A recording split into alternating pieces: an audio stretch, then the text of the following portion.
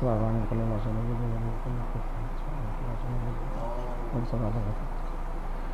حول ولا قوة إلا بالله العلي العظيم. أعوذ بالله من الشيطان اللعين الرجيم.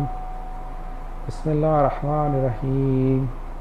الحمد لله والصلاة والسلام على رسول الله وعلى آله آل الله لا سيما بقية الله ولعنة الله على أعدائهم عاد الله من يومنا هذا لا لقاء الله. أما بعد فقد قال الله في كتاب حكيم. بسم الله الرحمن الرحيم. يا أيها الناس اعبدوا ربكم الذي خلقكم والذين من قبلكم لعلكم تتقون. درود پڑھ دیں. اللهم صل على محمد وآل محمد. عزیزان محترم، یہ سورہ بقرہ کی سلسلے کی تیسری مجلس ہے. ہم 21 سے انشاءاللہ 29 آیت کی آج تفسیر کریں گے.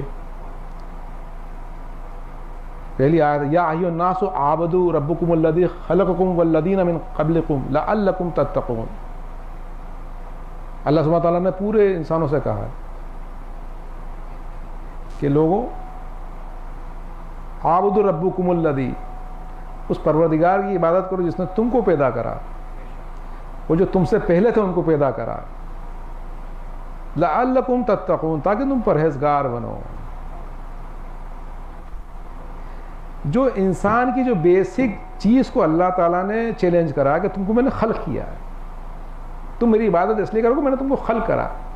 خلقکم والذین من قبلکم، نہ ہی میں نے تم کو خلق کرا ہے بلکہ تمہارے پہلے آباء و اجداد ہیں ان کو بھی میں نے خلق کرا ہے. کیوں عبادت کرو؟ لعلکم تتقون، تاکہ تم پرہیزگار بنو. اللہ تعالیٰ عبادت اس لیے کرانا چاہ رہا ہے کہ تم پرہیزگار بنو. کیونکہ جو پرانا سسٹم یہ تھا کہ قرآن نے بار بار کہا کہ ہم تو وہی کریں گے جس کو کہ ہمارے آباء و اجداد کو ہم نے کرتے پایا. تو اسی طریقے سے اللہ نے یہ فرمایا کہ میں نے تمہیں بھی خلق کیا اور تمہارے آباء و اجداد کو بھی میں نے ہی خلق کیا تھا. الذی جعلکم ارض فراشا والسماء بناها وانزلنا من السماء ماء فاخرجنا به من الثمرات رزقا لكم فلا تجعلوا لله اندادا ان كنتم تعملون. درود پڑھ دیں. اللهم صل علی محمد و آل محمد. خدا نے کہا میں کون خدا ہوں؟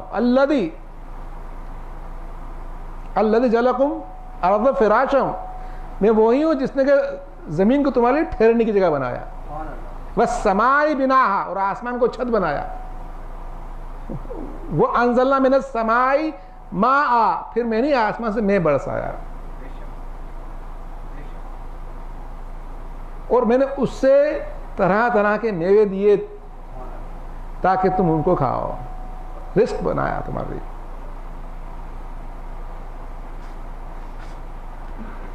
فاخرجنا به من الثمرات رزقا لكم، اس میں سے پھر ہم نے میوے نکالے جو تمہارے لیے رزق ہے. فلا تجعلوا للہ اندادا وانتم تعلمون، تو تم خدا کے سوا اور کو کیوں ہمسر بناتے ہو؟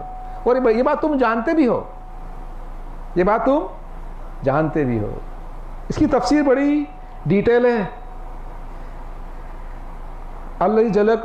الذی جعلکم ارض فراشا، ٹھہرنے کی جگہ بنایا زمین کو. اللہ نے کہا فراشا مطلب ٹھہرنے کی جگہ. تو اس کے لیے چوتھے امام کی حدیث ہے اللہم صلی علی محمد وآل محمد، کہ اللہ نے زمین کو اس طریقے سے تمہاری فطرت اور تمہارے بدن کو دیکھ کے بنایا ہے. اس نے نہ تو اس کو بہت گرم بنایا ہے کہ تم اس میں بھن جاؤ، نہ اتنا سرد بنایا کہ تم اس میں جم جاؤ، نہ اس میں اتنی زیادہ خوشبو پیدا کری ہے کہ تمہارے دماغ کو تکلیف ہونے لگے، نہ اتنی بدبو ہے کہ تمہاری موت آ جائے، نہ ہی اس کو اتنی نرم بنایا ہے کہ تم اس میں ڈوب جاؤ، نہ ہی اس کو اتنی سخت بنایا ہے کہ تم اس میں مکان نہ بنا پاؤ، نہ ہی تم مردوں کو دفن کر پاؤ. اس لیے اللہ نے کہا کہ فراشوں بنایا. اس کو ٹھہرنے کی جگہ بنایا ہے. وَالسَّمَاءِ بِنَاهَا, اس آسمان کو چھت بنایا ہے. السَّمَاءِ بِنَاهَا, اس کی تفسیری بڑی ڈیٹیل ہے. آسمان کو چھت کیسے اللہ نے بنایا؟ تو سما بنا سے تفسیر یہ ہے کہ آسمان کے اوپر آج ریسنٹ جو سائنس بتاتی ہے کہ 100 آف مائلز کی ایئر کی کورنگ ہے. کسی نے کہا مور دین 600 مائلز کی ایئر کی کورنگ ہے. اس کے 3 الگ الگ زون ہیں ان ایئرز کے. جب وہ ایئر کی کورنگ اتنی اسٹرانگ ہے کہ کئی میٹر کی اگر آپ اسٹیل ڈالیں, آپ 100 آف میٹر اسٹیل, وہ اتنی مضبوط نہیں ہوگی جتنی کہ یہ ایئر کورنگ مضبوط ہے. مضبوط چھت بنا, وہ کرتی کیا ہے وہ چھت؟ وہ چھت کی بیوٹی یہ ہے کہ وہ چھت سورج کی روشنی کو آنے دیتی ہے. اگر آپ اسٹیل ڈال لیتے تو روشنی ہی نہیں آتی, سورج کی روشنی کو آنے دیتی ہے. لیکن جو میٹیورز جو آتے ہیں, جو لگاتار جو حملے ہوتے ہیں, وہ میٹیورز کو روکتی رہتی ہے. اگر وہ چھت نہیں ہو آسمان کی تو یہ میٹیورز اس زمین کو ختم کر دیں. ایک درود پڑھ دیں آپ, اللہم صلی علی محمد وعلی محمد. چھٹے امام فرماتے ہیں کہ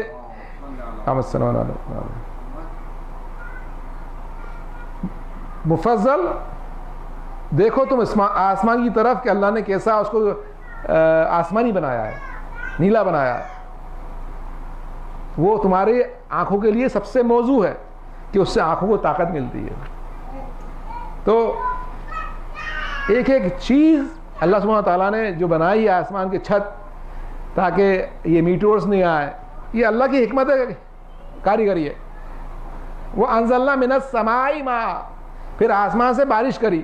اس کے لیے چوتھے امام کی حدیث ہے, اللہ نے آسمان سے پانی کو پہاڑ کی چوٹیوں پہ بھی اتارا اور کھائیوں میں بھی اتارا اور ٹیلوں پہ بھی اتارا.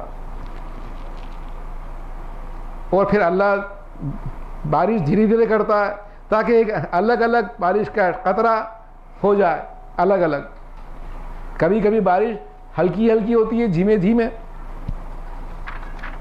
اور کبھی تھوڑی تیزی سے بارش ہوتی ہے تاکہ وہ زمین کے اندر اچھی طرح سے سما جائے. اور اللہ پانی کو اس طریقے سے تیزی سے نہیں بھیجتا ہے کہ زمین اور درخت اور کھیتیاں سب برباد ہو جائیں. اے درود پڑھ دیں.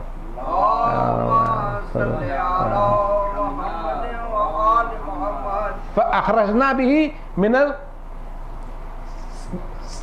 درود پڑھ دیں.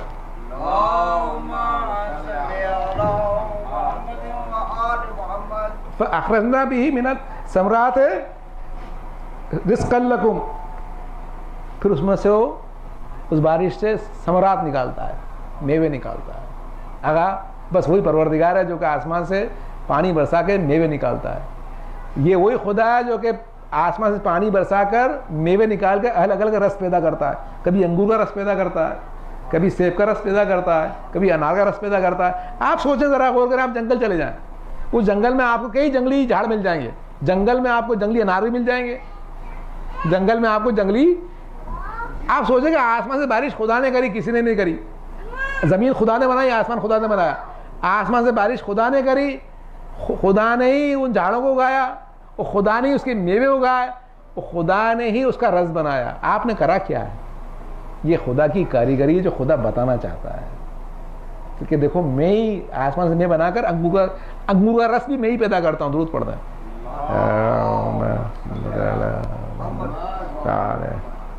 وَإِن كُنتُمْ فِي رَيْبٍ مِّمَّا نَزَّلْنَا عَلَىٰ عَبْدِنَا فَأْتُوا بِسُورَةٍ مِّثْلِهِ وَادْعُوا شُهَدَاءَكُم مِّن دُونِ اللَّهِ إِن كُنتُمْ صَادِقِينَ. اگر تم کو شک ہے جو ہم نے اپنے اس بندے پر جو قرآن نازل کرا ہے تو ایک صورت اس طرح کی لے آؤ, اور خدا کے سوا جتنے مددگار ہیں سب کو بلا لو اگر تم سچے ہو تو. ایک تو اللہ نے موضوع دیا کہ دیکھو میں بارش کرتا ہوں, میں ہی بارش کے پانی سے انگور کا رس بناتا ہوں, میں ہی بارش کا پانی بھیج کے انگور کا رس میں ہی بناتا ہوں. اب سن لو میری بات, یہ میری کاریگری کہ میں یہ کرتا ہوں. اب ایک بات اور سن لو کہ اگر تم کو شک ہے یہ جو ہم نے جو کلام جو نازل کرا ہمارے عبد پر, تو تم ایک صورت تم خود ایسی بنا لو اور خدا کا سوا جن کو سب کو بلا لو اگر تم سچے ہو تو. اگر تم سچے ہو تو. اور یہ جو چیلنج جو جب سے چل رہا ہے آج تک چل رہا ہے, یہ چیلنج آج تک اللہ کا چیلنج قیامت تک کا چیلنج ہے. عرب جو لوگ تھے لٹرلی ایکسپرٹ تھے، حالانکہ ٹیکنیشین نہیں تھے وہ، لیکن لٹرلی ایکسپرٹ تھے، عربی کے ایکسپرٹ تھے. تو جب ایک سورہ مطلب سورہ کوثر کی جب چھوٹا سا سورہ ہے قرآن حکیم کا، جب یہ تو خیر اللہ سبحانہ وتعالیٰ نے پہلے ایک سورت کا کہا ہے، پھر بعد میں اللہ نے کہا کہ تم 10 آیتیں لے آؤ. اللہ کا چیلنج گھٹتا گیا، پھر کہا چلو ایک کوثر کی مثل لے آؤ، وہ بھی نہیں لے پائے. اس کی وجہ کیا تھا کہ وہ خود ہی ماہر تھے لینگویج کے. جب انہوں نے کوثر کے مقابلے میں خود اپنے کلام لگائے کعبے کی دیوار پہ تو خود ہی شرمندہ ہو گئے کہ یہ فصاحت بلاغت تو ہم لا ہی نہیں پائے، خود ہی نے اتار لیے کہ یہ فصاحت بلاغت قرآن کی ہمارے پاس نہیں ہے. اللہ سبحانہ تعالیٰ نے کہا کہ یہ جو چیلنج ہے یہ الف بات آسا کا چیلنج ہے، یہ کوئی نئی بات نہیں لانا، یہی الف بات آسا ہیں، یہی الفابیٹس ہیں، اسی کو تم لکھ لو، اور تم سچے تو تم سب کے سب خدا کے سب کو بلا لاؤ، جنوں کو لیا انسانوں سب بیٹھ جاؤ، کانفرنس کر لو اور مل کے لکھ لو. وہ چیلنج آج تک موجود ہے. یہ رسول اکرم نے کہا کہ میرا سب سے بڑا موضوع قرآن حکیم ہے جو میں لایا ہوں تا قیامت تک کا. فصاحت، بلاغت، روحانیت، عدل، سوشل جسٹس، مارلز، سائنس، ہر چیز کی جو ایک مجموعہ جو قرآن حکیم بنتا ہے وہ ایسا مجموعہ ہے کہ انسان خود پریشان ہو جاتا ہے کہ یہ در حقیقتاً خدا کا کلام ہے، کیونکہ ہر چیز ایک کلام میں ہونا. اسی لیے تو آج تک یہ چیلنج پورا نہیں ہو پایا ہے. جب یہ قرآن نازل ہوا تھا تو عربوں نے اس چیلنج کو کمپلیٹ کرنے کی کوشش کری تھی، بعد میں خود تھک گئے. جب خود تھک گئے تو کہا کہ اس چیلنج کو تو ہم پورا نہیں کرتے، اب ہم کیا کرتے ہیں، ہم تلوار اٹھا لیتے ہیں. خوریزی پہ اس لیے اترا ہے کہ جب یہ لٹرلی چیلنج ایکسیپٹ نہ کر پائے تو خوریزی پہ اترا ہے. درود پڑھ رہے ہیں.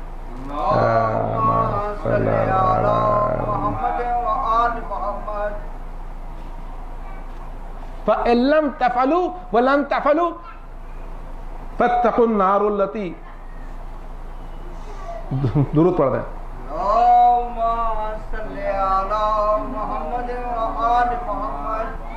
فَإِن لَّمْ تَفْعَلُوا وَلَن تَفْعَلُوا فَاتَّقُوا النَّارَ الَّتِي وَقُودُهَا النَّاسُ وَالْحِجَارَةُ اُعِدَّتْ لِلْكَافِرِينَ. اگر تم ایسا نہ کر سکو گے اور ہرگز ایسا نہ کر سکو گے. پہلے تو کہا کہ تم اگر ایسا نہ کر سکو گے، پھر کہا ہرگز ایسا نہ کر سکو گے جو میں نے تمہیں چیلنج دیا ہے. فَاتَّقُوا النَّارَ الَّتِي اس آگ سے ڈرو، وَقُودُهَا النَّاسُ وَالْحِجَارَةُ جس کا ایندھن آدمی اور پتھر ہے، اور جو کافروں کے لیے تیار کی گئی. اُعِدَّتْ لِلْكَافِرِينَ جو کہ کافروں کے لیے تیار کی گئی ہے. یہی قرآن کی فصاحت و بلاغت ہے کہ ایک طرف تو قرآن ابھی اسی بات کر رہا تھا کہ مثل لے آؤ، پھر قرآن پلٹا تو کیسی بات کر دی. سوچ دیکھنا ہم ہوتا ہے کہ اگر تم ایسا نہ کر سکو، پھر کیا کہا، کبھی ایسا نہ کر پاؤ گے. جب یہ اللہ کہتا تھا نا کبھی ایسا نہ کر پاؤ گے، یہ خالق کا کلام ہے. یہ صرف خالق کی اسی بات کہہ سکتا کہ تم کبھی ایسا نہیں کر پاؤ گے. انسان کا کلام ہوتا ہے تو کس انسان نے مجال لے کے کہہ دے یہ تم کبھی ایسا نہ کر پاؤ گے. خدا نے وَلَن تَفْعَلُوا فَاتَّقُوا النَّارَ الَّتِي وَقُودُهَا النَّاسُ وَالْحِجَارَةُ اُعِدَّتْ لِلْكَافِرِينَ اس آگ سے ڈرو جس کا ایندھن آدمی اور پتھر ہے، وہ جو کافروں نے تیار کی گئی ہے. پھر ایک دم سے قرآن پلٹتا ہے. یہ خدا کا جو کلام نا پلٹتا ہے، یہی تو بیوٹی ہے قرآن کی. اس میں کہ عارف کو مزہ آتا ہے. درود پڑھ دیں.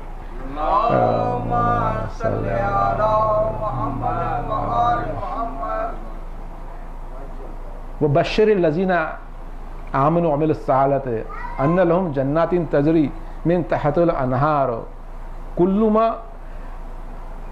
رُزِقُوا مِنْهَا مِن ثَمَرَةٍ رِزْقًا قَالُوا هَٰذَا الَّذِي رُزِقْنَا مِن قَبْلُ وَأُتُوا بِمُتَشَابِهِهَا وَلَهُمْ فِيهَا أَزْوَاجٌ مُطَهَّرَةٌ وَهُمْ فِيهَا خَالِدُونَ. درود پڑھ رہے ہیں. اللہم صلی علی محمد وآل محمد. ابھی تو خدا آگ کی بات کر رہا تھا، اس دوزخ کی بات کر رہا تھا، اب خدا نے ایک دم الگ کلام کرا ہے. یہ جو آیت آئی نا جب میں پڑھ رہا ہوں وہ بشیر الذین آمنوا وعملوا الصالحات، ابن عباس کہتے ہیں کہ یہ جو آیت آئی امام جناب امیر اور ان کے شیعوں کے لیے آیت آئی ہے. یہ جو آیت آئی ہے کہ خوشخبری سنا دو، وہ بشیر الذین آمنوا وعملوا الصالحات ہے، خوشخبری سنا دو جو لوگ ایمان لائے اور عمل نیک کرے کہ ان کے لیے باغ بہشت جن کے پیچھے نہریں بہتی ہیں. یہی تو بیوٹی قرآن کی. ابھی تو آگ کی بات ہو رہی تھی, اب اللہ نے ایک دم بات ہی پلٹ دی. کس کے لیے؟ جو لوگ ایمان لائے, نیک عمل کریں, ان کے لیے جنت کے باغ ہیں جن کے نیچے نہریں بہتی ہیں. جب ان کو کوئی میوہ دیا جائے گا تو وہ کہیں گے کہ اس طرح کا میوہ تو ہم کو پہلے بھی دے چکا ہے, دیا گیا ہے, اور ایک دوسرے کے ساتھ ملتے جلتے میوے دیے جائیں گے, اور ان کے لیے وہاں پاک بیویاں ہیں اور وہ اس میں ہمیشہ رہیں گے. کیا آیت ہے آقا؟ یہ آیت اگر آپ بار بار پڑھیں گے تو ایک خدا کی تجلی دل میں پیدا ہوگی, ایک تجلی پیدا ہوگی. جب بھی وہاں کوئی میوہ دیا جائے گا ان کو تو کہیں گے کہ یہ میوہ تو ہم کو پہلے مل چکا ہے, اور وہ ایک دوسرے کے ساتھ ملتے جلتے میوے دیے جائیں گے. اس کی تفسیر یہ ہے کہ جب جنت میں مومنین جائیں گے انشاءاللہ تو جو پھل دیے جائیں گے تو پھل دنیا کی طرح کے پھل دکھیں گے, وہ جو دکھتے نا انگور اور انار, لیکن جو اس کا جو ذائقہ ہوگا وہ بہت ہی الگ ہوگا, اور ہر وقت ذائقہ الگ ہوگا, ہر وقت الگ ذائقہ ہوگا. یہ دنیا کے جو پھل ہوتے ہیں نا, کوئی آپ کو پکے ہوئے ملتے ہیں, کوئی کچے رہتے ہیں, کوئی اچھے نہیں رہتے ہیں, یہ دنیا کے پھل ہیں. اس میں بھی آزمائش ہے بندوں کی, تاکہ اللہ آزمائے کہ تم میرا ابھی بھی شاکر ہو کے نہیں ہو, مجھے شک تو نہیں کرنے بیٹھ گئے کہ یہ کیسا خالی کہ کوئی کھٹے پھل بنایا کوئی میٹھے بنایا. اللہ نے کہا نہیں, یہ آزمائش ہے, پھر وہاں پر پرفیکشن ہے کہ ہر بار آپ کھاؤ گے تو الگ مزہ ہے, وہ کوئی ہر بار مزہ بہترین مزہ ہے, دنیا کی طرح نہیں ہے. اور کیا ہوگا وہاں؟ اور وہاں پر ان کے لیے پاک بیویاں ہوں گی, پاک بیویاں ہوں گی. پاک سے مراد یہ کہ جسمانی بھی پاک ہوں گی, دنیا کی بیویوں میں نجاست ہوتی ہے جسمانی, اور روحانی بھی پاک ہوں گی وہ. تو اس کے لیے ایک حدیث ضرورت پڑ رہا ہے,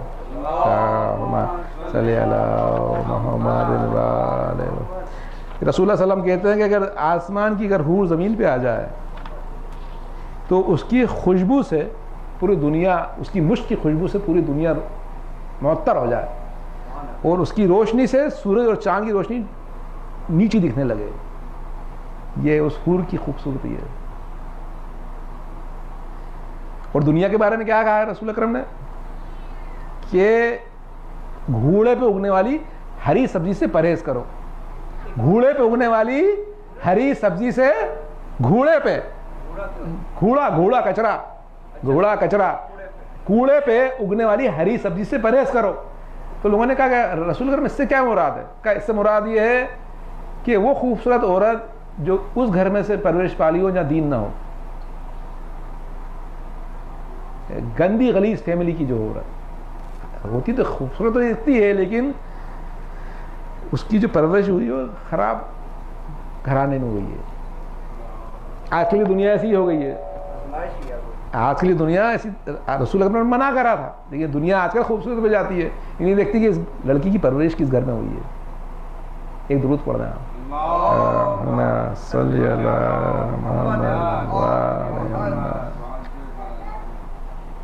اللہ تعالیٰ نے آگے مثال دی, ان اللہ لا یستی ان یضرب مثلا ما بعوض فما فوقها فاما الذين آمنوا فيعلموا انه الحق من ربهم واما الذين كفروا فيقولوا ماذا اراد الله بهذا مثلا يضل به كثيرا ويهدي كثيرا وما يضل به الا الفاسقين. درود پڑھ دیں. اللہم صلی علی محمد. بے شک خدا مچھر یا اس سے بڑی چیز کی مثال بیان کرنے میں شرماتا نہیں ہے. جو لوگ ایمان رکھتے ہیں وہ جانتے ہیں کہ یہ خدا کی طرف سے حق ہے, اور جو لوگ کافر ہیں وہ کہتے ہیں کہ خدا کی اس مثال سے بیان کرنے سے کیا مراد ہے, کیا مراد ہے. اسی طرح خدا بہتوں کو گمراہ کر دیتا ہے اور بہتوں کو ہدایت دیتا ہے, اور گمراہ بھی ان کو کرتا ہے جو فاسقین ہیں. درود پڑھ دیں. اللہم صلی علی محمد وآل محمد. خالق کائنات کہتا ہے کہ میرے لیے مچھر اور کسی دوسری چیز میں کوئی فرق نہیں ہے. دیکھیں آپ, دیکھیں ایک جو منافق ہوتا ہے نا, جو مچھر کو دیکھتا ہے نا, منافق و مومن میں بھی فرق ہوتا ہے. مچھر دیکھتا ہے نا, کاٹتا ہے, ارے یہ کیا دنیا ہے, یہ سب تکلیف ہیں, کہاں جنت ہے. رائٹ, مومن الگ سوچتا ہے. مومن سوچتا ہے ارے یہ وہی مچھر ہے جس کی خدا نے قرآن میں بیان کرا ہے, یہ وہی مچھر ہے جس نے اسی مچھر کو جس نے بنایا اسی نے اور بھی بنائی ہے, اور وہ اس کا ایمان بڑھ جاتا ہے. منافق اور خدا کے گھر میں شک کرنے لگتا ہے دنیا کیسی ہے, جہنم ہے, یہ ان پلان دنیا بنا سوچتا ہے, وہ کہتا ہے سوائے پریشانی کچھ نہیں ہے, کوئی کچھ نہیں ہے. مومن انٹیلیجنٹ ہوتا ہے, کہتا ہے. اسی لیے اللہ نے کہا کہ مومن کو جب مثال اچھے کی بیان کری تھی تو وہ کہتا ہے حق ہے خدا کی طرف سے, یہ اور منافق اور پریشان ہو جاتا ہے اور کنفیوز ہو جاتا ہے. یہ کنفیوژن جو ہوتا ہے نا, یہ اللہ کہتا ہے یضل بھی کثیرا و یہدی بھی کثیرا وما یضل بھی الا الفاسقین, گمراہ فاسق کو کرتا ہو. تو ایک درود پڑھ دیں آپ, اللہم صلی علی محمد. چھٹے امام سے ارشاد ہے کہ اللہ سبحانہ تعالیٰ نے جو مچھر کی جو مثال دی ہے, کہا کہ مچھر کے اندر وہ سب چیزیں موجود ہیں جو کہ ہاتھی میں موجود ہے, بلکہ اللہ نے اس کو 2 ایکسٹرا اور ہاتھ دیے ہیں,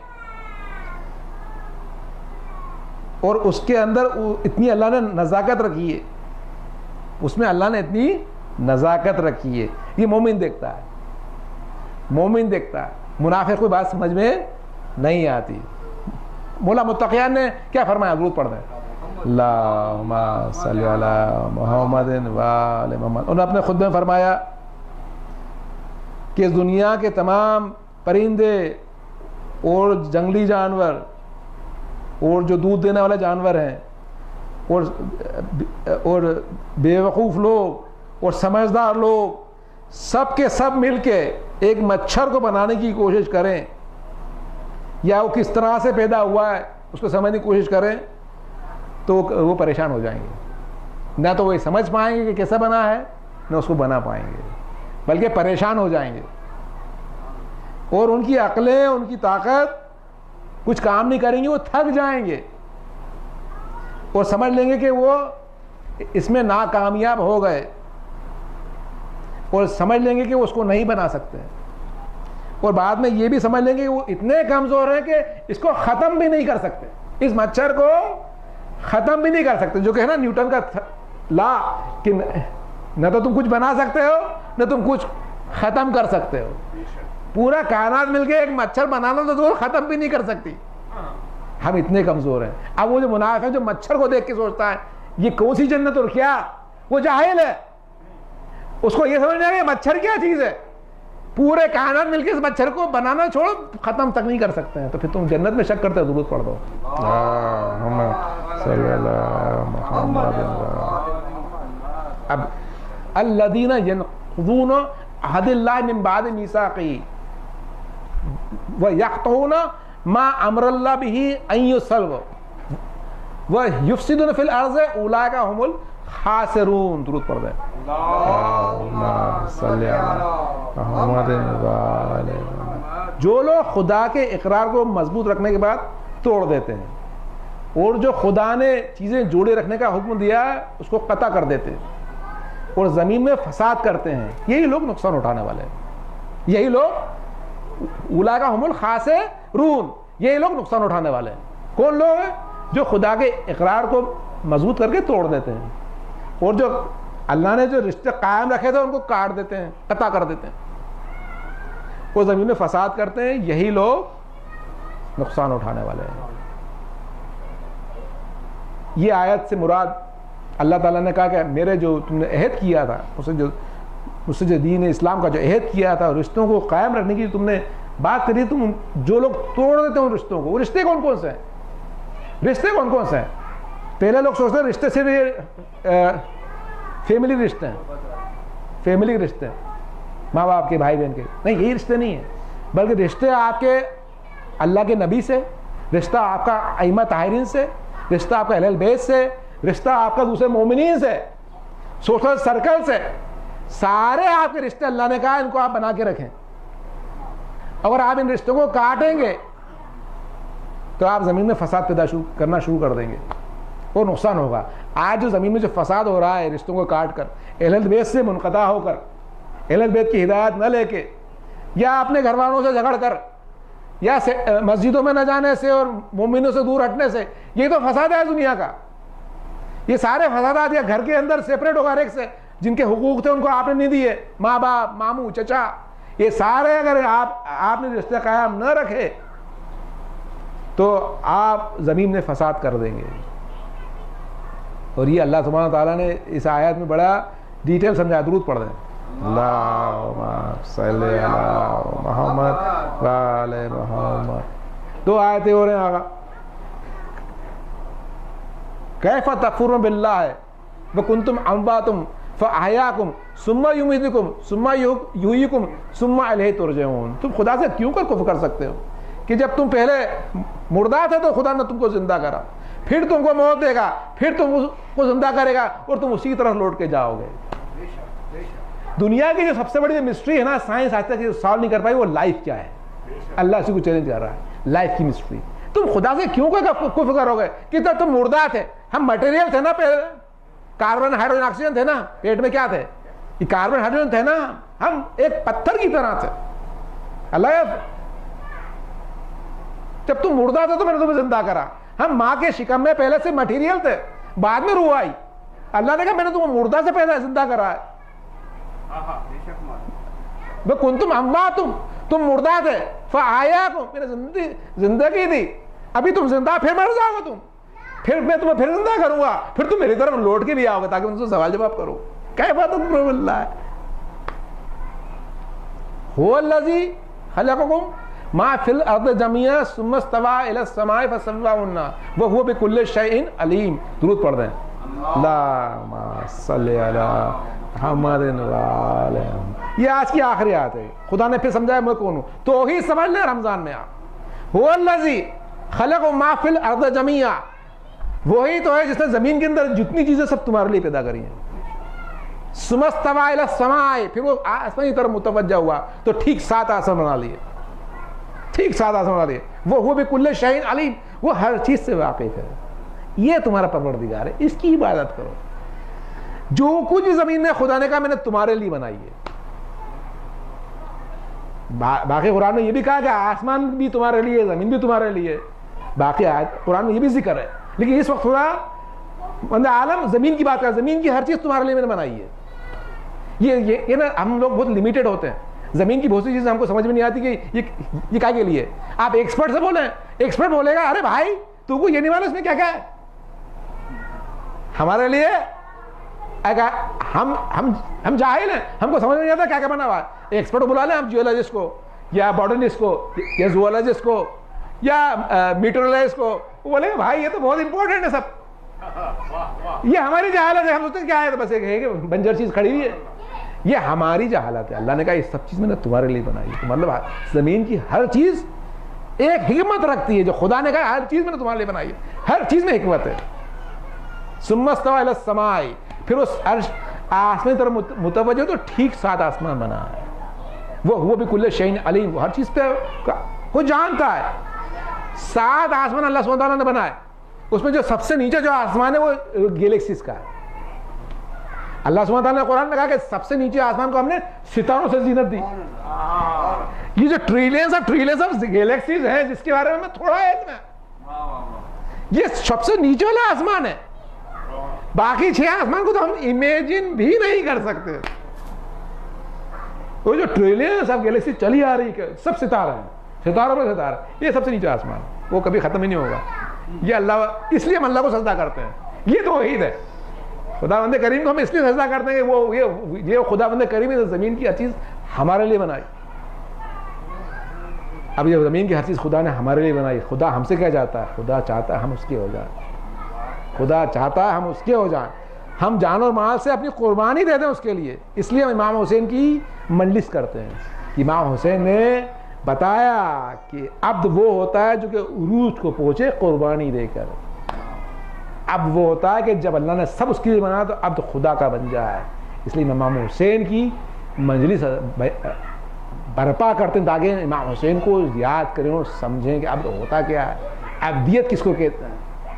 عبدیت کس کو کہتے ہیں؟ ابھی میں نے آیت پڑھی تھی آپ کے سامنے کہ جو لوگ رشتوں کو قطع کر دیتے ہیں، قطع کر دیتے ہیں. یہ جو کربلا ہوئی تھی اس لیے ہوئی تھی کہ امت نے رشتوں کو منقطع کر دیا تھا.